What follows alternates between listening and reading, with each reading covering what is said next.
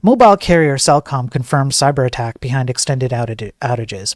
Wisconsin wireless provider Cellcom has confirmed that a cyber attack is responsible for the widespread service outage and disruptions that began in the evening of May 14, 2025. The incident disrupted voice and SMS services for customers across Wisconsin and Upper Michigan, leaving subscribers unable to make phone calls or send text messages. Now imagine that you're in Wisconsin or Upper Michigan and you have a 911 emergency and you can't use 911. I don't know if that actually works in this context because 911 generally uses a different kind of connection. So maybe 911 would still work even if this went down, but still, right? You can think of some circumstances where where you couldn't really put a number to justify a cost to this, right?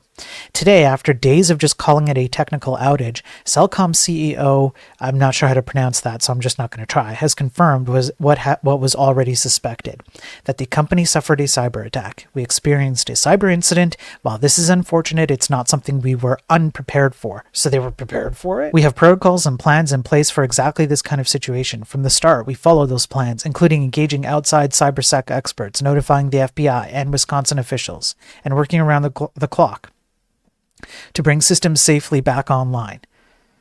The incident was concentrated on an area of our network separate from where we store sensitive information related to you, our Cellcom and site family. We have no evidence that personal information related to you, your name, your addresses, your financial information is impacted. Now, there you go. 911 emergency services remained operational. iMessage, RCS, etc. Okay, so at most, this was probably just a nuisance. You couldn't actually make a call. Who actually calls people these days anymore?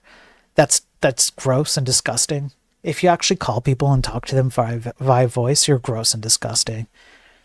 Just text, email, or even email is preferable to that. Who talks with voice? Unless you're a streamer, right? But that's one directional, so you're a bit less disgusting. But if you're doing it back and forth with voice, you're just gross. What the hell? So, who really cares about this, right?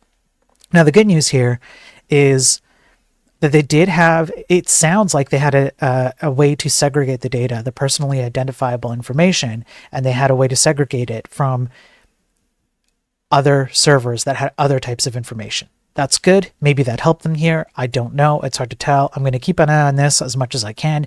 Maybe the information that comes out of it will tell us what happened and how it happened. Because the fact of the matter is, even if they did segregate their data, which is good if they did that, they still got hacked.